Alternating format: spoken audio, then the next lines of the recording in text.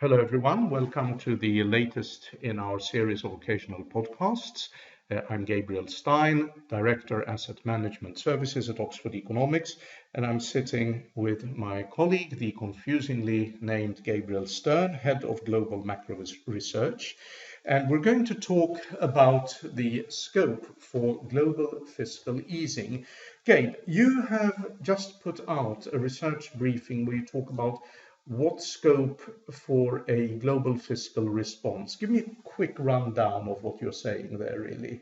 Yeah, first of all, Gabriel, I'd just like to say what a pleasure it is to do a podcast with you, if only to prove that we both exist, which many find difficult to believe that we're not the same. So I recall an old boss at the IMF I once had saying, at least in emerging markets, that debt was probably not sustainable if the debt GDP ratio was more than 60% of GDP. Now, most of the world's largest economies have public debt to GDP ratios of over 70% of GDP.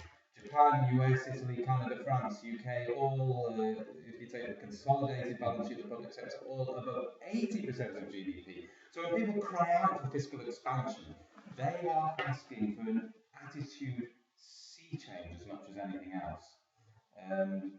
Fiscal deficits are also high.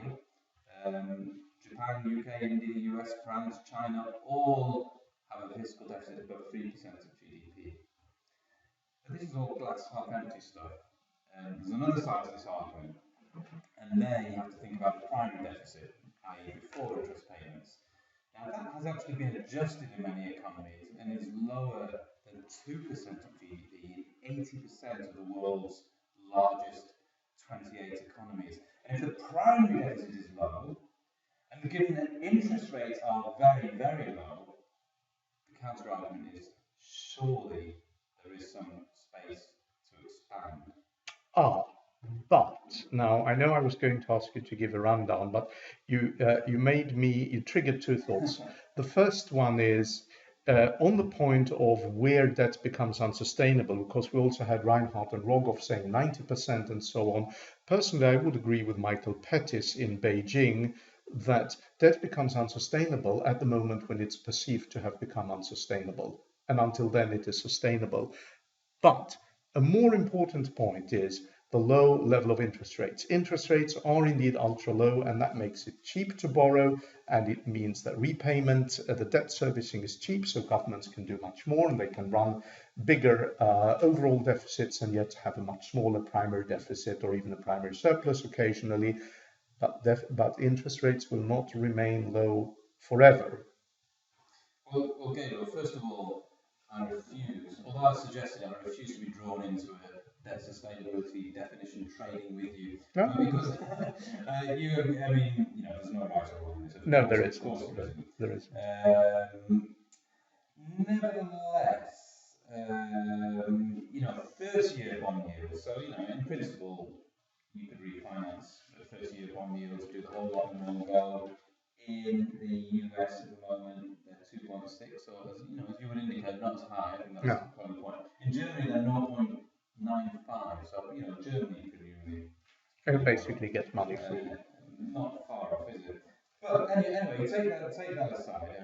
You're right to bring that up. I mean, what the OECD said in their report that they released either last night or this morning was that a stronger collective policy response is needed to strengthen demand, and particularly on the fiscal.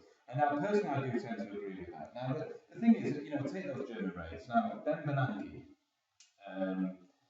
famously said in his blog with Larry Summers, the exchange rate and second stagnation, he said at a negative interest rate, it will pay to level the Rocky Mountains to save even the small amount of fuel expended by trains and cars that currently must climb steep grades. So, in other words, if public sector infrastructure projects can generate at least some mediocre return, given the low financing costs, I mean, maybe they should do them. But on the other hand, we are not a policy-making institution. The question for us is, what will they do rather than what should they do? We'll get back to the should and so on later on. But what will they do? So if this is a good idea, Yeah. You know what they say about economists, and economists will tell you that there can't be a £10 note on the pavement because someone would have picked it up. So if this is a good idea, why hasn't it happened? Well, I think generally there are a few that have the fiscal space and they don't have the inclination to expand. I mean, we can all think of Germany. Yeah. There are others that have the inclination but not the resources. And there, I guess you can certainly think of Italy, France, Japan, and then you get these middle ones, UK, US, they maybe have a bit of space but not that much inclination and a course of the political agenda of the day. It's because in the UK, the Chancellor has so firmly nailed his colours to the mast of austerity that, or the budget balance and so on, there's no way, presumably, he could, absent a huge windfall of some kind, there's no way. That's right. And if they're going to slip, which they probably will slip to some extent, it's probably on current expenditure rather than infrastructure, which I think is the argument many economists are making, do is on infrastructure. I mean, I mentioned the countries where probably the possibility is low. I think it's probably a moderate possibility of expansion in China, India, and Germany, and probably high only in Canada. So the world depends on you, Canada. Of course, Canada has its own problems. So in summary, I'd say the Rockies appear safe. The Rockies are safe. For the time being. Okay, now, so there are some countries that could and they won't, and there are some countries that would and they can't.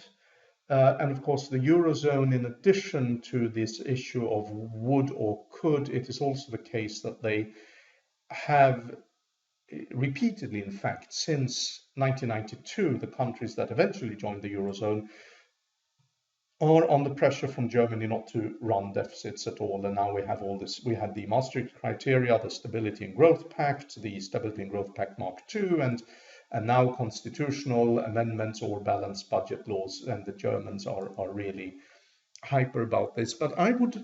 So the conclusion is.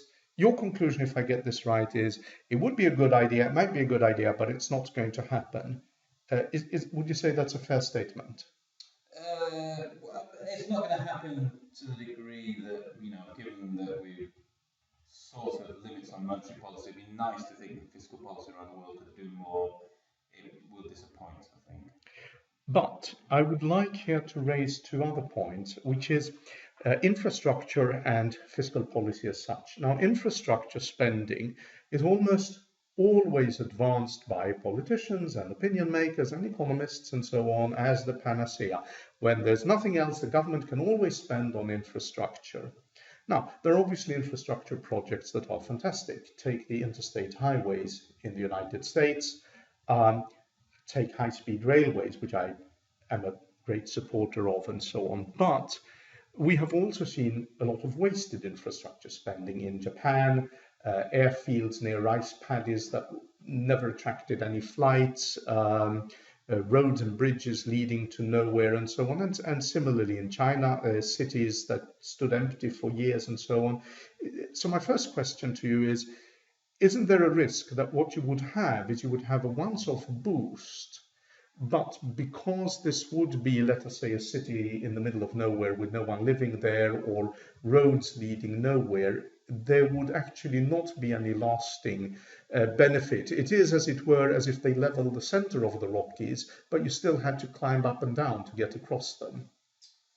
Yeah, I would say that you have a case in some cases, probably particularly in China. In the end, you'd hope that those doing the cost-benefit analysis of those projects would kind of get the rates of return right. And I would be amazed if there were projects with higher rates of return out there somewhere in the world than these uber low interest rates. But that's I'm not a cost-benefit analysis person.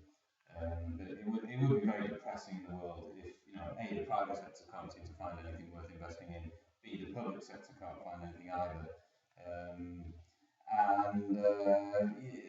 That would be a very depressing world. So I think there must be projects out there, short of levelling the Rockies. Indeed, there are projects in the UK that we both know about that maybe are a bit delayed. But it is just a case that in the end, whether those projects generate return or not, probably we can't rely on the public sector to get the world out of its malaise. But let me then raise another, perhaps more principled point, which is this: the efficacy of fiscal policy. Counter-cyclical structural fiscal policy. Actually, I'm just conflating two things here, forgive me. But if you look at changes in structural budget balances and eventual changes in growth, let's say in that year and 1 or 2 years down the line, you find that for the US and the UK, there's almost no correlation at all. Okay, you can widen the budget deficit and you get you can get stronger or slower growth, and you can narrow the budget deficit and you get stronger or slower growth. So how effective is actually fiscal policy, particularly compared with monetary policy? And the reason I mention monetary policy is because what we have seen, and what in fact central bankers keep telling us, is they cannot save the world. They can create the environment in which the private sector and the public sector can act, but they themselves can't save the world. So if they are cautious about the impact of monetary policy, does fiscal policy, is there really such a massive impact of fiscal policy that it's worthwhile? Or would this just be indebting our grandchildren for the sake of saying we had to do something, this was something, and we did it? I mean, I think you'll certainly find precedents where fiscal policy has done exactly that. Okay. I am less sceptical that that pollutes the whole area than maybe the tone of your comment suggested. You might not be like wishing to put words in your mouth, Gabriel. No, you're probably right. I don't think monetary policy is pretty close to having reached its limits. Notwithstanding the stuff about, your good points that maybe interest rates can go a bit more negative. Yes, but the impact of that would be very limited. The impact would be limited. So, if you are right, there's no such good thing as monetary policy. There's no such thing as good fiscal policy. It's a bit of a sorry state. But I'm not quite there yet. I think that there is more that policy could do. There are potentially projects in the world that don't do the damaging things that you mentioned. And I'm sceptical they'll get done. Right. Well, on that sort of positive but somewhat gloomy end note, I will just contribute by saying I think there's actually more monetary policy can do, but I don't think, even though I think negative interest rates will be used further, I don't think they are the solution. This was a bit of an inconclusive discussion because this topic is inconclusive. Nevertheless, thank you very much. Thank you everyone for listening.